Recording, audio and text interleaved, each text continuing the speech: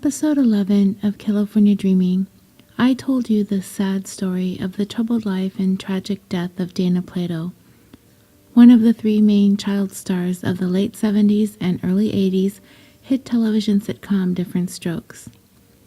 As a bonus, I wanted to tell you guys a little bit more about Dana's co-stars, Gary Coleman and Todd Bridges, both of whom also experienced difficulties and challenges as they themselves transitioned from children to teenagers and into adults, and all the things that happened in their lives post Diffrent Strokes. Gary Wayne Coleman was born February 8, 1968, in Zion, Illinois. Gary was adopted at the age of 1 day old by parents W.G. Coleman, a pharmaceutical representative, and Edmonina Sue Coleman, a nurse practitioner. When he was born, Gary was diagnosed with several health issues, including a congenital kidney defect known as nephritis, a condition which would require many surgeries and lifelong dialysis. Gary had his first kidney transplant at the age of 5, and then a second one at the age of 17. Because of the 2 failed kidney transplants, Gary would have to depend on dialysis for the duration of his life. Also, as a result of the medical conditions he struggled with, and the fact that he had to take such strong medications to treat his conditions, Gary's height became stunted, topping off at a diminutive 4 foot 8 inches tall.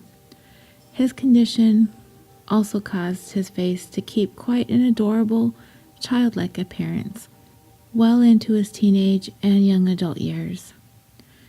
Gary started modeling at the age of 5.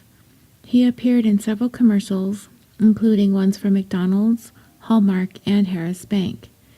In 1974, he appeared on a TV show for the very first time on an episode of Medical Center. Shortly after that, and with some good luck, Gary was spotted by some talent scouts working under Norman Lear, a television writer and producer who produced such 1970s sitcoms as All in the Family, Sanford and Son, One Day at a Time, The Jeffersons, Good Times, and Maude. Gary had the opportunity to appear in some featured comedic roles on The Jeffersons and Good Times. NBC quickly took notice of Coleman's special skills as an actor and a comedian, and he was quickly vetted for the role for which he would become famous for, the role of Arnold Jackson on the hit sitcom Diffrent Strokes, at the young age of 10. Gary quickly rose to fame as the wisecracking youngest brother on the show about a wealthy widower who took in the 2 inner-city children of his recently deceased housekeeper. Producer Norman Lear would say of Gary, "There was such a touch of magic and a different stroke in Gary Coleman. He was the inspiration behind the show's title." Gary's natural charm, and with the line he's best known for, "What you talk about, Willis," frequently directed at his older brother played by Todd Bridges, which became a catchphrase, helped make the show an immediate breakout hit with audiences. It was a mainstay with NBC until 1985, and then on ABC for 1 year afterward. When NBC casted Gary in the role of Arnold Jackson, at the time, the network was wallowing in last place amongst the 3 major broadcasting networks, and had only 2 television shows in the Nielsen's top 20.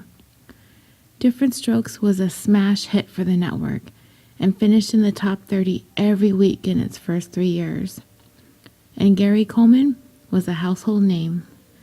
Veteran actors marveled at his comedic timing. He appeared several times on Johnny Carson's Tonight Show. He also appeared on several television specials and had a hit TV movie called The Kid from Left Field. Gary was the main primetime face of NBC through the early to mid-80s. In a 1979 interview with People magazine, television dad and co-star Conrad Bain, who played Philip Drummond on Diffrent Strokes, said, "Gary is exceptional, and not only by the standards set for children. He's bright, sweet, and affectionate. He seems incapable of a wrong reading, and I've never seen that in any actor. Coleman was ready for new challenges when Diffrent Strokes was canceled in 1986, but things did not bode well for the young actor. After the show went off the air, Gary, 18 years old at the time, struggled to find a place in show business. He occasionally landed some guest spots on game shows and other sitcoms, but he was unable to find regular work. Unfortunately, he also found himself ridiculed and made fun of because of his short stature. He never grew any taller than 4'8". He was made fun of and laughed at and made the punchline of jokes. His co-stars Dana Plato, who I've already talked about in episode 11, and Todd Bridges, who I will discuss next, also struggled in life after Diffrent Strokes. Gary found himself with very little money left after peaking at more than $70,000 an episode on Diffrent Strokes. When he turned 18 and all of his finances were going to be turned over to his control, he discovered that his fortune, which should have been put in a trust fund, easily totaling into the millions of dollars, was nearly gone. Gary ended up having to sue his own parents over the mismanagement of his finances. For 4 long years, Gary fought his parents through the court system before he was finally awarded $1.3 million from them, as well as from a former financial advisor. If that weren't enough, Gary's parents decided to sue him right back for defamation and breach of contract. I'm not sure how or where the breach of contract claims can be substantiated, because he was a child and children really can't be bound by contracts. His parents' lawsuit was eventually tossed out by the courts. His parents then came back and tried to appoint a conservator over Coleman's financial and health needs. What they were trying to do was circumvent Gary altogether and have a third party be in charge of him for them, which is a pretty shady move. A conservator is usually reserved for individuals who are incapable of understanding legal procedures, are unable to assist with legal issues, attorneys, or court proceedings due to mental illness or impairment, or they're so sick or even in a coma they are unable to physically assist with their legal matters. Gary did have some health problems, mainly the kidney issues, but that was all being treated with medications and dialysis. Mentally and physically, he was perfectly able to handle his own affairs. They were not able to order a conservatorship over Gary, and Gary ended up suing his parents again for malicious prosecution for the 4 years they fought him in court, and continued to fight with him after he had won his settlement. Not surprisingly, Gary ended up being estranged from his parents. Despite winning the lawsuit, Gary still struggled financially, with most of any money he received from the lawsuit having gone into attorney's fees and a few bad investments, according to Gary. By the mid-90s, Gary found himself working as a security guard on a movie set. He was ridiculed for this as well. He told Larry King in a 1999 interview that he wanted to work and that he liked working, and all this about being a security guard, he wasn't going to allow the entertainment industry to stop him from earning a living. Later on that year, Gary had to file for bankruptcy. He was also being sued by an autograph seeker who Gary apparently struck or punched. And that was pretty much how it was for Gary for the better part of the 2000s. The headlines he were making were generally bad news. Gary Coleman cited for disorderly conduct in 2007. Gary Coleman in alleged bowling alley scuffle in 2008. Gary Coleman charged with reckless driving again in 2008. Gary Coleman hospitalized for another seizure in 2010. Gary did what he could to stay active. He still had a very loyal fan base. He made guest appearances in movies, television, music videos, video games, and promotional spots. In 2003, during California's recall election of Gray Davis, Gary Coleman threw his hat into the race for governor. His candidacy as an independent was put together by an Oakland area newspaper publication, the East Bay Express, who paid the $3,500 filing fee and collected the necessary petition signatures and promoted his candidacy in protest of the vote aimed at recalling Governor Davis. Well, Arnold Jackson did not win the election. The other Arnold did. By like a lot.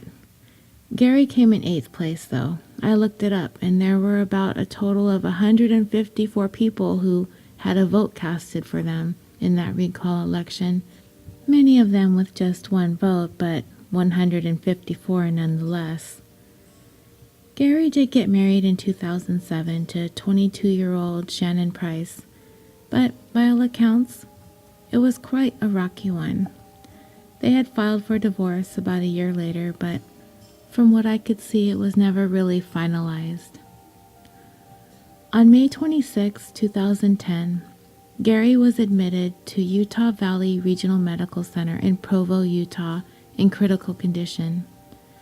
He had fallen down the stairs in his home, hitting his head, possibly after having another seizure, but that could not be confirmed. The fall and head injury caused an epidural hematoma, a traumatic brain injury in which a buildup of blood occurs between the dura mater, or the tough outer membrane of the central nervous system, and the skull. The spinal cord is also covered by a layer of dura mater, so an epidural bleeding event can also occur in the spinal column.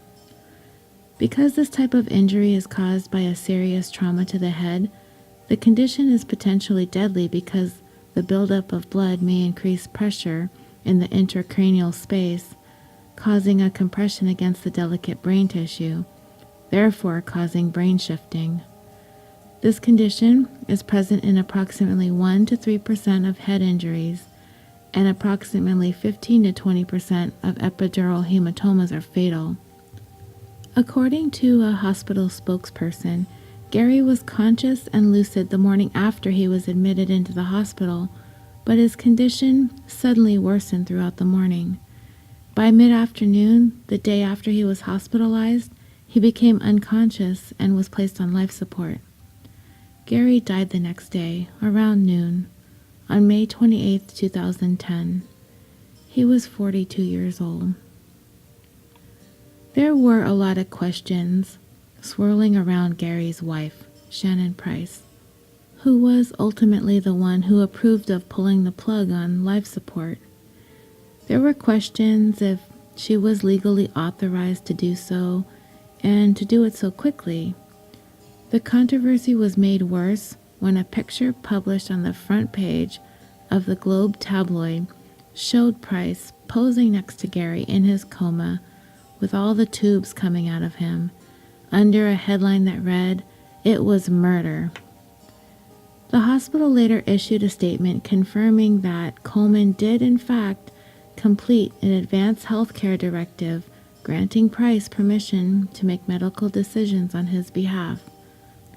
On October 5, 2010, the police investigation was closed after the medical examiner ruled Gary's death an accident.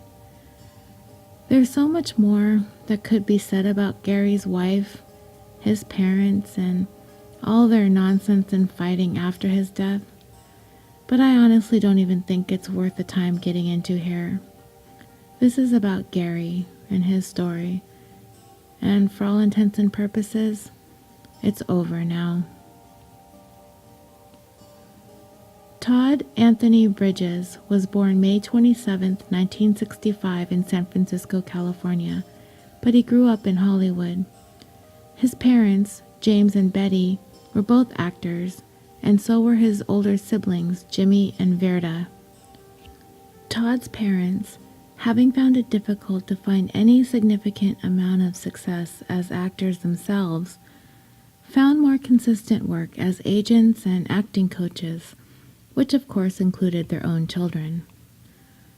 By the time Todd was 4 years old, they already begun managing his career and got him started in the business with his first job doing some modeling for a magazine ad. When he was 9 years old, he made his acting debut in a Jell-O commercial with his whole family. This was the gig that resulted in a lot more work for Todd, including a 1975 appearance on the television show Barney Miller and a role in the made-for-TV movie Catherine, also in 1975. In 1977, Todd appeared in the critically acclaimed miniseries Roots, as well as extremely popular TV shows like Little House on the Prairie, The Love Boat, and The Waltons. As a result of his earlier appearance on Barney Miller, Todd was able to secure a regular role on the Barney Miller spinoff, Fish, where 10-year-old Todd played a streetwise jokester named Loomis.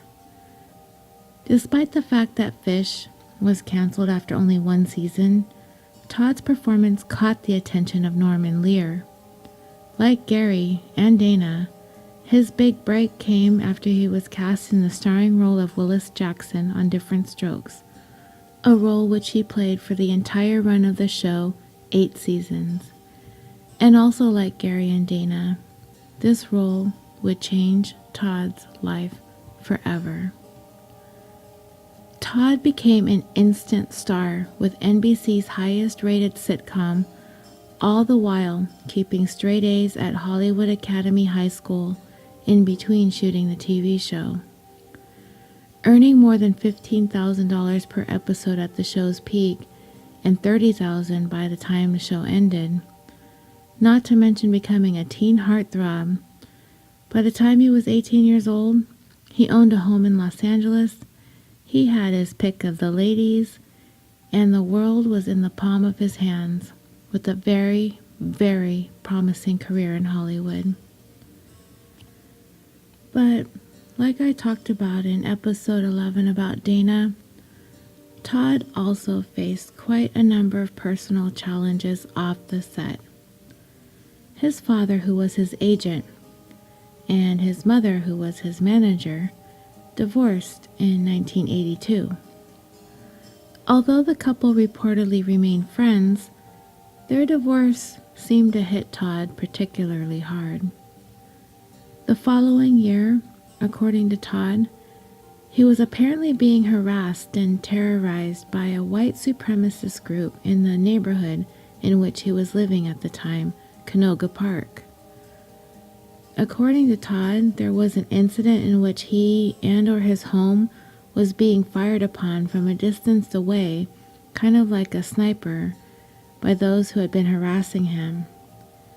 He says his car was also stolen and set on fire, so in order to protect himself, as he was afraid of the attacks that he was facing in his neighborhood, he said he started carrying a gun.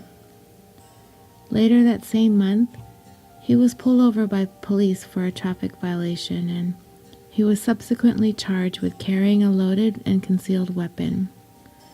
He ended up paying a fine for the offense, but this would not be the end of Todd's run-in with police. In 1986, shortly after the final season of Different Strokes came to an end, Todd was accused of bombing the car of someone he had some sort of business dispute with. I read a couple of more articles about this, but apparently it wasn't actually a bombing, but a bomb threat, and that was the charge Todd pleaded no contest to. He was given 3 years of probation, 300 hours of community service, and a $2,500 fine. As you can imagine, these legal troubles did not make finding work in Hollywood very easy. And at the time, there was also a lack of substantial roles for black actors, and that further added to the challenges for his career. And if you listen to the episode about Dana Plato, then you know Todd was a party companion of hers. So with the added complications of a waning career, being depressed and despondent over it all, he turned to drugs and crime. In 1989, without work, income, or any money, Todd had had his car in a repair shop to have some work done, and unable to pay the $500 repair bill, he threatened the mechanic with a gun and took his car from the shop without paying the bill. Unlike Dana's robbery incident, where she was easily recognized by the cashier that she robbed, witnesses at the scene where Todd's incident occurred could not accurately identify the suspect, and so those charges were dropped. A couple of weeks later, though, Todd was arrested again for crack cocaine possession, but those charges were also later dropped because of insufficient evidence. Just 9 days after the crack cocaine arrest, Todd found himself in some very serious trouble. In February of 1989, Todd was accused of the attempted murder of a drug dealer named Kenneth Clay. According to the charges brought against him, Todd and Clay got into an argument over a drug deal, and the argument quickly escalated into a violent argument where Todd allegedly shot Clay 8 times. Todd pleaded not guilty to the charges, but remained in jail until he went to trial. And as a side note, while he was in there, he was rubbing elbows with the likes of Lyle and Eric Menendez. You know those guys, right? There was also a co-defendant, Harvey Duckett, who was accused of slashing the victim's face with a knife. He also pleaded not guilty to the attempted murder charges. If convicted, the two were facing mandatory life sentences with the possibility of parole. Todd and his co-defendant were arrested after Clay was discovered near death in his Los Angeles home, where he sold crack cocaine. Clay said that he found Todd and Harvey in his house trying to rob the place, and when he confronted them, he was shot and slashed with a knife. During the trial, Todd admitted that he was abusing crack cocaine and that his drug use prevented him from knowing for sure if he had shot anyone or not. With the help of his attorney, Johnny Cochran, Todd was acquitted after 2 separate trials. And if the name Johnny Cochran sounds familiar, it should. He is the very same Johnny Cochran that headed O.J. Simpson's dream team of attorneys who were able to help him be acquitted of his double murder charge in the killing of his ex-wife Nicole Brown and her friend Ron Goldman. Despite Todd's acquittal, his career as an actor was effectively destroyed. If not for the bad publicity resulting from his legal issues, but also his addiction to crack cocaine. And Todd was not done being on the wrong side of the law. In 1993, he found himself in trouble yet again when he got into an argument with a tenant in his home, David Kitchen. Kitchen allegedly refused to pay rent and attacked Todd with a sword. Todd fought back by stabbing Kitchen in the chest with a knife. Investigators determined that Todd acted in self-defense and the charges against him were dropped. Sadly, later on that same year, Todd was arrested again for possession of methamphetamines and illegal firearms. After this incident, Todd entered a court-ordered drug treatment program. This program seemed to help Todd curb his substance abuse issues, but it didn't seem to help him work past his propensity for violence. In 1997, Todd again faced charges of assault when he rammed the car of one of his friends over and over with his own car after the two had an argument. He was sentenced to community service again and a fine again. In 1998, Todd was finally able to effect change in his life, and things began to turn around for him. He turned to Christianity for help and guidance with the problems he'd been facing for the past several years of his life. He also founded the Todd Bridges Youth Foundation, a nonprofit youth center in Los Angeles that provides sports, computer training, and acting classes for inner-city children. He also met the woman he would eventually marry, Dory Smith. The couple tied the knot on May 25, 1998, and welcomed a son, Spencer, 2 months later. A few years later, in April of 2001, Todd made headlines again for an odd but surprisingly feel-good reason. He helped save a paraplegic woman from drowning when her motorized wheelchair accidentally rolled into Lake Balboa in Encino, California. Stella Klein, 50 years old at the time, who regularly fished at Lake Balboa Park, said that her electric wheelchair lurched into the 37-acre lake at around 1 p.m. that afternoon when her fishing line caught on the chair's joystick. Even though the water is only about 18 to 30 inches deep, she was buckled into the heavy chair, which tilted on its side and her head became submerged underwater. Todd was fishing with his family a few feet away. Stella said that Todd immediately jumped in and pulled her and her chair out of the water with help from Todd's brother, James. Speaking of Todd, Stella stated, "I was thanking God that he was there. And you know, everybody's been saying nothing but bad stuff about Todd Bridges on the news and in the papers, but he has a heart of gold." Lifeguards arrived at the scene shortly after Todd and James helped Stella out of the water, but quickly acknowledged that she certainly is lucky that they were nearby and jumped in to help. Todd also credited God with him being there at the right place at the right time when this happened to Stella, because he said there was nobody else around. He described the way he saw the wheelchair turn sideways and her body was upside down and her head under the water.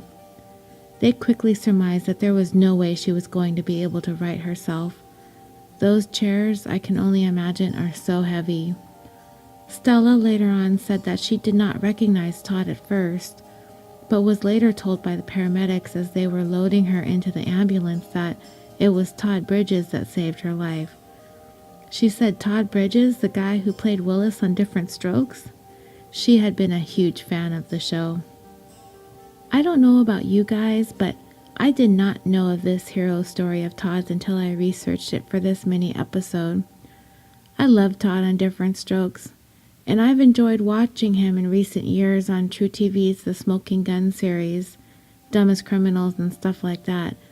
But man, this story really gave me all the feels for Todd. Todd also saw an upswing in his acting career as we entered into the new millennium.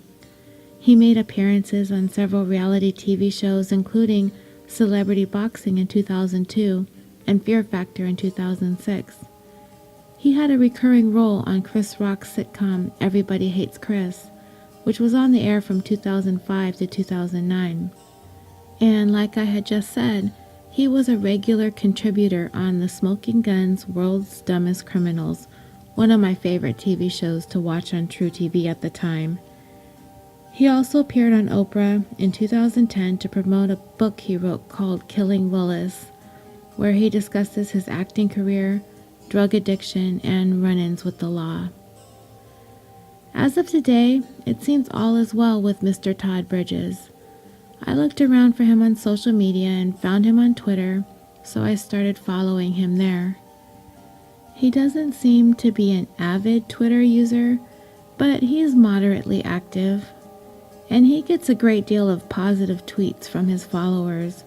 As far as I can scroll, nothing but love and positivity for the man. And that's just a real good place to leave off from all the sadness that surrounded these kids of Different Strokes. In the past couple weeks, I've been reminiscing and thinking about the show and how much I enjoyed it when I was a kid. I think it used to come on TV Land occasionally, and it might still come on some cable channels, but I'm not finding a great deal of time to watch TV as much as I used to. I looked on YouTube and found the pilot episode and asked my daughter if she wanted to watch it with me to see if she liked it, and she did, which didn't surprise me because she likes a lot of older shows. So she found a YouTube channel and we started binging season 1, but the channel got shut down before we got through it. We found it streaming on Amazon Prime, I think, but we decided we would try and get the complete set for ourselves on DVD, maybe by this Christmas, so we can resume our binge then. Watching the show brought back so many memories of the 80s, and watching it with my own daughter now is even better, except she keeps complaining about Kimberly's clothes and her hairdos. Oh, the 80s were a challenging time for fashion. But watching them all again, knowing now the directions their lives went, it's kind of sad and kind of heartbreaking that just about everybody smiling and having fun and bringing us so much laughter is gone now. All I have to say is thank goodness for Todd Bridges, and here's to a good, long, happy, healthy life to him and his family. Thank you all so much for joining me for this very special bonus episode of California Dreaming. You can now find the show on the Orbital Jigsaw network of podcasts, along with an amazing group of shows that you might want to check out if you have the chance, like The Concession Stand, a show where hosts Nick and Andy geek out over all things entertainment. Busted Wide Open, where host Nick and Sir Ian Dangerous take you on a weekly journey through the hottest news in sports entertainment. Super Nerds UK, where hosts Ben, Ian, Tim, and Simon take an irreverent look at pop culture. Historium, a podcast devoted to the telling of strange, obscure, or otherwise interesting stories from history. Is This Adulting? A podcast dedicated to breaking down the stigma of mental illness through the lens of comedy. The Dirty Bits, where you can join host Tawny Plattis for her casual retellings of the sexy, scandalous, and salacious stories your history teacher likely left out. And two of the latest shows to join our growing family, Insight, where hosts Allie and Charlie take a new look at true crime, mysteries, and forgotten history. And last but certainly not least, 4-1 Owned, where hosts GT, Dak, Kevin, Jack, and Matt talk about all things gaming, for the most part. If any of these shows sound like something you'd like to listen to, you can find us all at www.orbitaljigsaw.com. And as for California Dreaming, you can follow me on Facebook on the discussion page. I'm also on Twitter at CaliforniaPod and on Instagram at California Dreaming Pod. Please feel free to join, follow, share, and discuss all things true crime. And we don't just talk about true crime. We talk about other podcasts that we enjoy listening to. We share about our pets. As long as we're nice and sweet and kind and civil to one another, then pretty much anything goes. Thank you again so much for joining me for this special bonus episode of California Dreaming. And until next time, sweet dreams.